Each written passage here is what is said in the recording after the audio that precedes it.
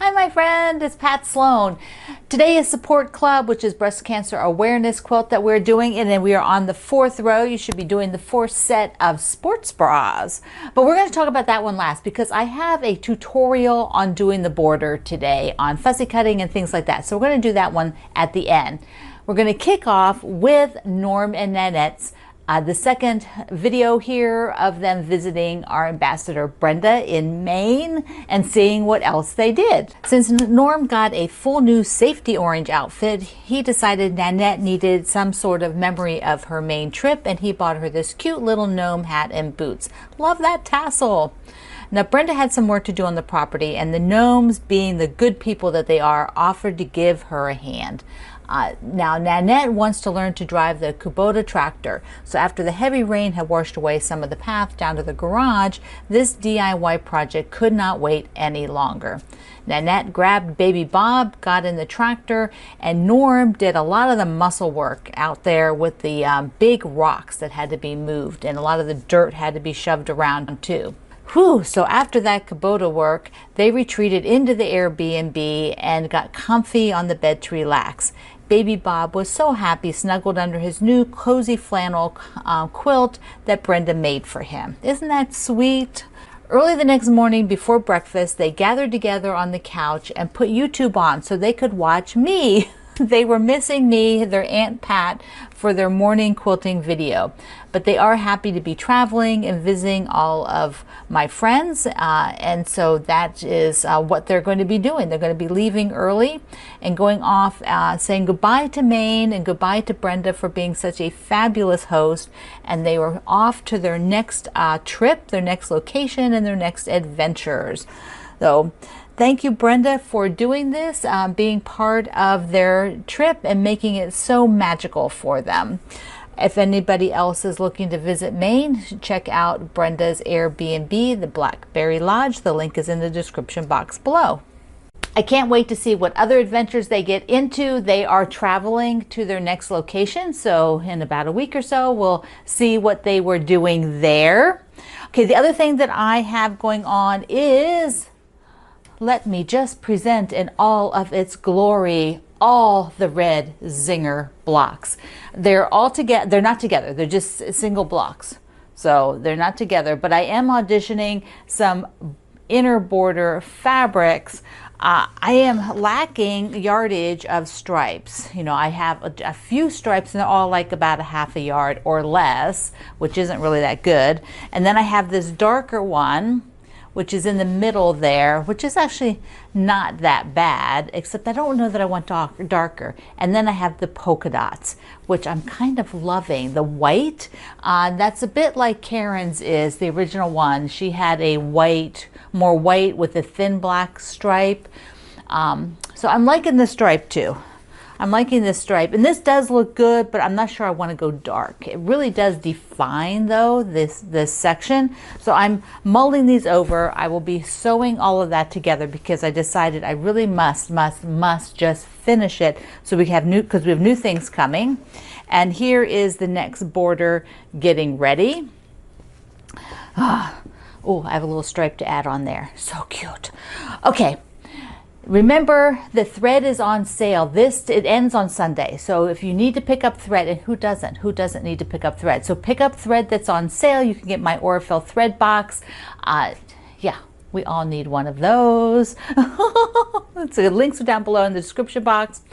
Okay, let's get to the support club. We are focusing this month, and I'm joined the Fat Quarter Shop in promoting breast cancer awareness. Now, what was interesting to me is this picture I shared on my personal page at Facebook and Instagram, and I was surprised that after I got my mammogram, so many of you had never seen these little marker band-aids, because apparently you don't have like moles like this. I have these big moles, like I have them all different places, including where they do the x-rays, and so they put those on there so that they're not misread as something bad when they're actually just a big old mole.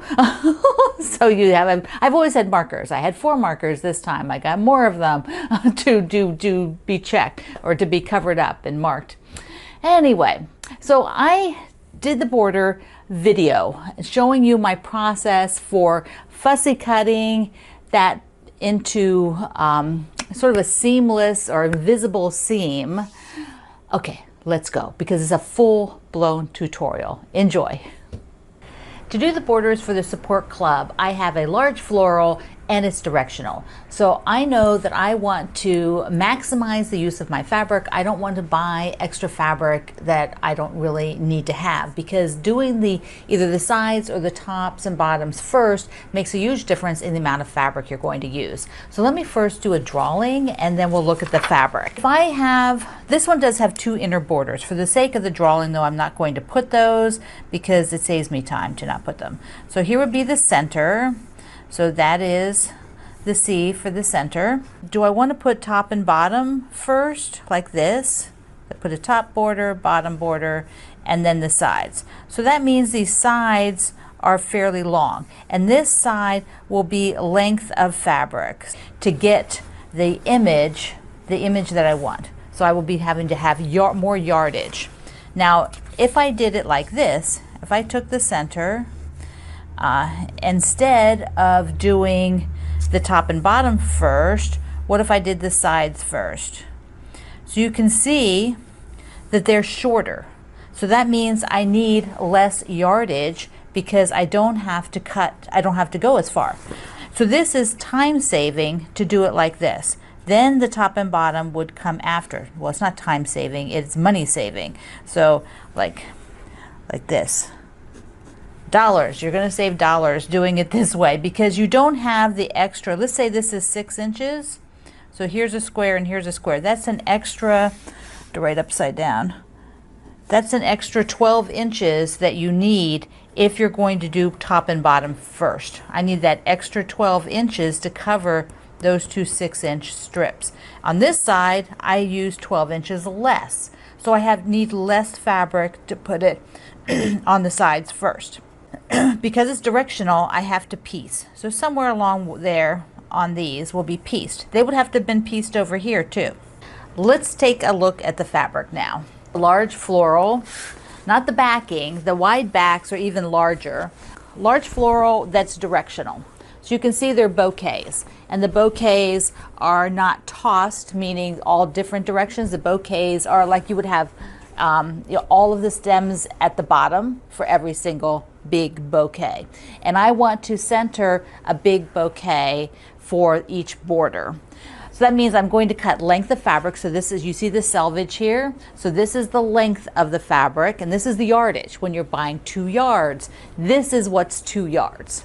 And so I need whatever the number is, 50 something inches to do it on the sides, which is going to, our save money version is on the sides. So I will be measuring to cut 2 sides first because I want to save as much of my across as possible.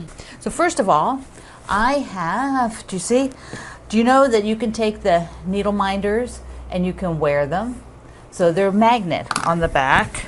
So there's the magnet, and I have put a pin there. So I've got a pin on the magnet, and I've got a gnome today. This is one of Beverly's.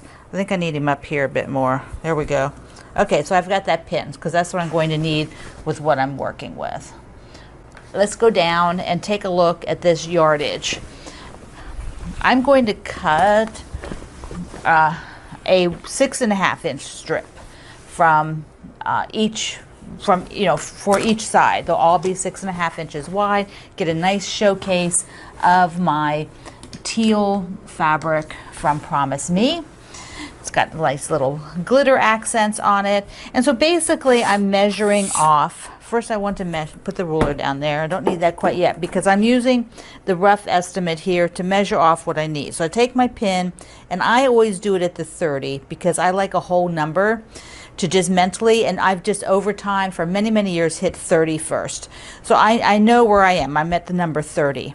Then I take it and I'm going to cut 35 inches. It's a little bit less than that, but I'm just going to use that to give me less bulk to work with. Then I need to go to the 25 mark. So 30 plus 25 is 55. So I'll come out here to 25, take my pin, and put it here. So this is where I want to do my first cut. And I know I'm going to be using 2 sets of bouquets. So let's just take a look at that. I have 1 set of bouquet here, which means I'm going in more than I need. So this strip is fine. I can put it in the selvages, you know, so it'd be a nice wide strip to work with. So if I'm doing 6 or 6.5, you know, you could do it a little bit smaller if you wanted, depending on your motif. You might feel like if it's 6.5, you encroach on this one too much, but if you made it just 6, then you could go ahead and work with this one as well. And I'll use my shorter ruler to show you that. So I can actually cut them side by side if I do cut a 6-inch wide, because I'm sort of getting that whole motif in here for the second one, which means now I want to go to my pin that I put here, and I want to trim up past these 2 rulers and then just a little bit further all the way down to here. And all the way out to the end. And this will be my side borders, 2 side borders that then I will trim exactly after I get rid of all this bulk that I have to work at. Top borders have to be pieced. And they would have had to be pieced, you know, like have some piecing on them. They would have had to been pieced no matter which way I went, because this is wider than the width of fabric. If I'm going to fussy cut or fussy, it's not so much fussy cut, it is in a way, but I'm going to be finding some spot where I can match up so that I can have a border that looks continuous across. So I will cut just one of these and then move the strip around until I find its exact companion spot and cut another one. So because I want to have all of that pretty floral in there, at a 6-inch or 6.5-inch wide, do I want to have the top of the floral? So like up here, so look at the floral. Do I want to have this top edge and then I will have very little stem? Or do I want some of the stem with this beautiful little branch here? Then it would cut off part of that. I think I'm going to go with having the whole bouquet, because what happens then is I get part of that branch at the top anyway. So I will want to cut across here a strip. This because I like to see where I'm going and see what I'm doing, and so I can see the top. And if I want to see the top of that rosebud, and I want it to be maybe at this line here, which is 1/2 inch in from the edge flower, this bouquet, and see that rose up there? I want to put the ruler so that as I'm going along at the top of the rose, it's always on this white mark, which is 1/2 inch in from the edge. So when I get down to the next one, when I get to the next one, I'm trimming from here to here, and I'm always going to keep that line 1/2 inch above the rose. That way I'm straight on here. And 1/2 inch will give me a little wiggle room if I need to adjust it later, or want to adjust it a bit later. So that is what I'm going to be looking for as I'm going to cut more strips. I will be cutting them to have this exact same motif showing, and it will be showing on both the top and the bottom borders the same. So they will be identical. Width the fabric is not wide enough and you have to piece it. But I can piece it very invisibly by matching it exactly. And I've done this on some other videos, but I will show you. So pretty much I have to find that same rose where it's a full, see I can't go here because it's chopped off. See, the rose is chopped off. But there's where the daisy or whatever this is. It looks like dahlias. But there's the bud. So I can see that bud. Now I will take this piece that I just cut. Let me just fold it a second to where one of those buds are. And let me scroll you in and see what I'm going for. And this part takes a little bit of planning. But because I used this bud, I can first of all just cut the whole thing at that spot. So I can go across, and I could, you know, overcut it just a little bit, but because if I want, but don't think I will. I'm just going to go the 1/2 inch above that bud. It should be then exactly like this one. Then when I piece it, what I will be doing is, and I'll probably like use a little glue, and there is a little bit of waste to get it exact, but we'll just use that bud as an example. So I will take it and fold it so that it just matches, like right here. So as I'm going down, I think this is pretty close. I will fuss around a little bit, but that's pretty close.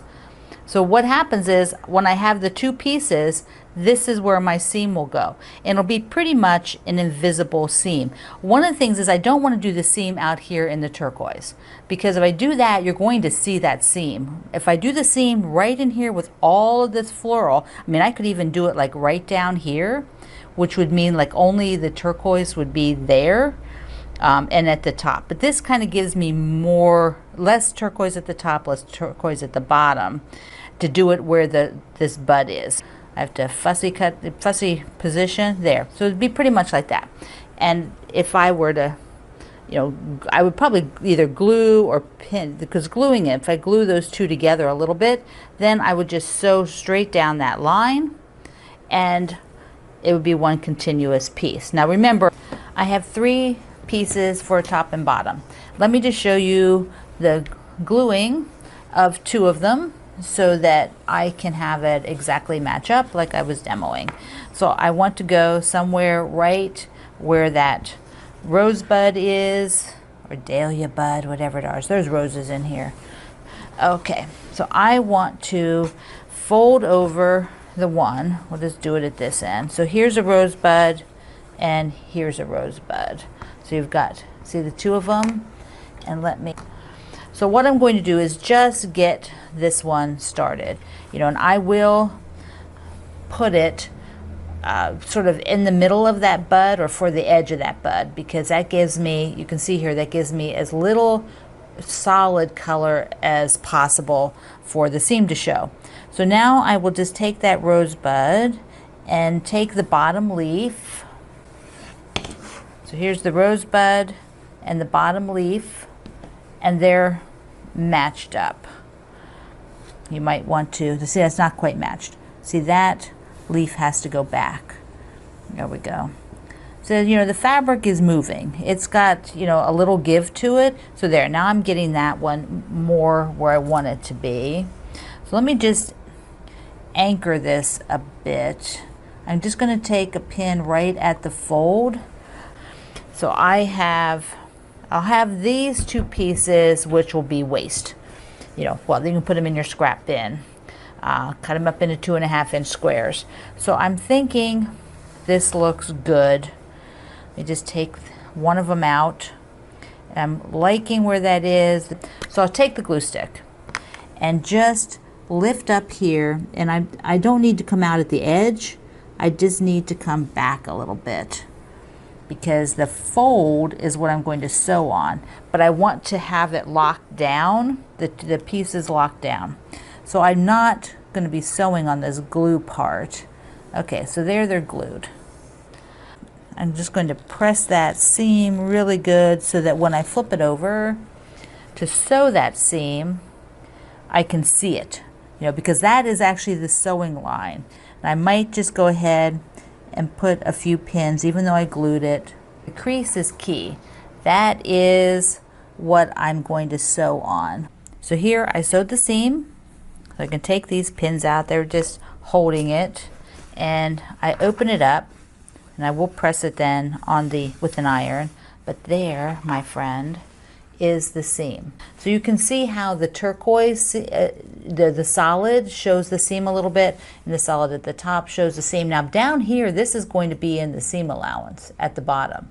And so that one will probably pretty much disappear. So probably just have the visual will be where this seam is, and it's really small. And again, part of that will be the seam allowance, so there's very little. So having it camouflaged within the actual big print is gold. That's where you want to be going for, not having that seam out here in your solid where it would be much more obvious. I hope that helped. It's really, really easy to do. And it is so effective. And when you camouflage it within a busier part of your print, you don't even see the seams. And so I want to again thank Brenda for hosting Norma and Nanette. I thought it was so cute that they got on to watch my video together because they were missing Aunt Pat. So sweet. And remember, Brenda has a Airbnb in Maine, so if you're interested in visiting up there, you might check it out. And if you're doing Red Zinger with me, we're gonna get these blocks done, right? All right, my friend, I love you. Thank you for being here in the Sloan Zone. I will see you online.